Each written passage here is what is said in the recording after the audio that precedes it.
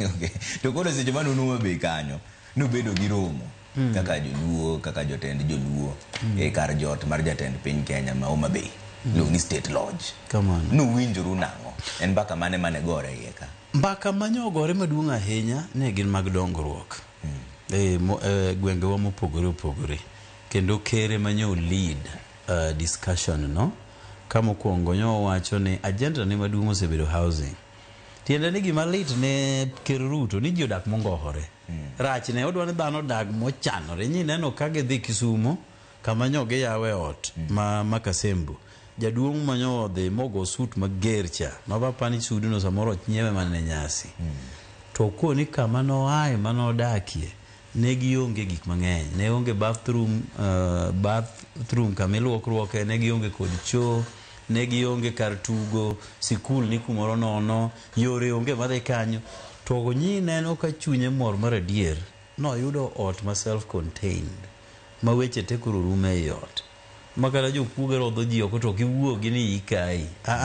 In kori tiekori gi weche gige ot. Nyo more ahinya. To nyi neno ka Ker bende gino more mang'eny nikech koro neno ka oloko ngima ji. Gima ne ng'ato ok par otimorene. Omiyo Ker get a lot of emphasis e wechege mag housing. Nyo konia Siaya nyo sechake idhi med moko. Kisumo kamano. Kisumo nyaka gwengege taonde momakore kodgi machala Ahero gini, machala Wasi. Omiyo dwaro ni housing ni obed project mar Kenya mangima, ok Kaluo kende. Wach mar ariyo manyo wachonwa en blue economy. Blue economy tiende ni mwandu mawuok e nam. Nikech wan gi nam momulo wi counties wate. Siaya ni kode Lake Victoria. Kiduogo Kisumu Lake Victoria ololwe. Kiduogo Homa Bay gen kode, Migori gen kode. Samwa uloso ni nitiere piers, kuonde ma yiedhi gowe, mose chak ger. Homa Bay ni neno ka giwuothe, mabe gitedo rech gin gi Raila mowadgi. Gitedo rech wuod ma, pok na neno chuo matedo rech mamit kamachi. Wan koro wane bath pap wagombo wuod ma. Ke chuo tedo to wang'eyo. Omiyo piers go oseger gi kendo oseketgi. Ok ne Homa Bay kende. Ma Kisumu ni neno koserumo. Siaya bende gitime Usenge Beach gi kuonde mopogore opogore. Omiyo on blue economy oket a lot of emphasis. Nitiere fish market moger Homa Bay kacha. To kendo idhi gere Kisumu, idhi gere Siaya, idhi gere Homa Bay. To gi cooling facilities. Tiene ni rech kikele to kibed gi pressure ahinya nyaka use chieng'no maka ok use to dhi kethore. Mago bende idhi kel kuonde waka. Nitiere modern systems mag mako rech. Matiere ni net manyasani, boat manyasani, mago duto te nyo chikowa.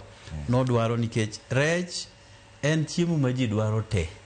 To ka ji dware te, ere kaki preserve, ere kaki handle, ere kaki gole pi. E yorno moko nyal kethore. Omiyo kanyo Ker nyo nigi paro matuta ahinya e weche mag rech. Okomulo weche mag siasa mar higa mar 2027.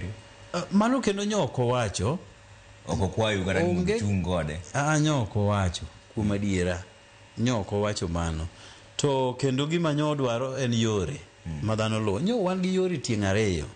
Ei Homa Bay nitiere giluongo ni Gor Mahia roads.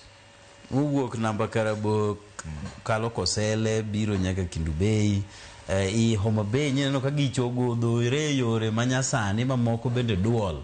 Ng'ama ringo kocha, ringa kocha, upogi gi jo koni. Iwinji chalo ng'ama Lazaro mano dhi e polo cha. Mano koni dina biro gi pindi akonyigo mondo kolewe kik wang'. To nitie hoho ka mopogo kinda kodi. Koro Homa Bay sano yudo hoho wuod ma ng'ama ringo kocha.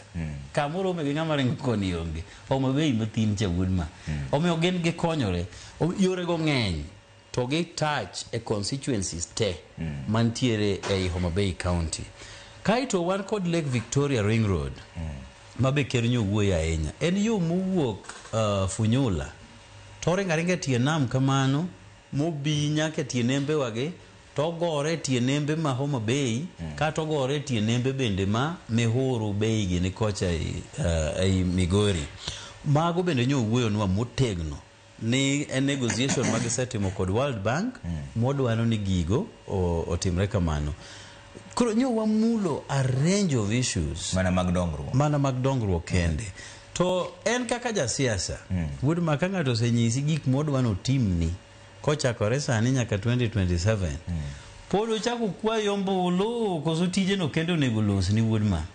Koro kika kineno to jo Kaluodhi chungi jatend piny Kenya masani. No, mano to kanyal wacho sani nikech ng'e ni siasa wabe is fluid, en gima lokore.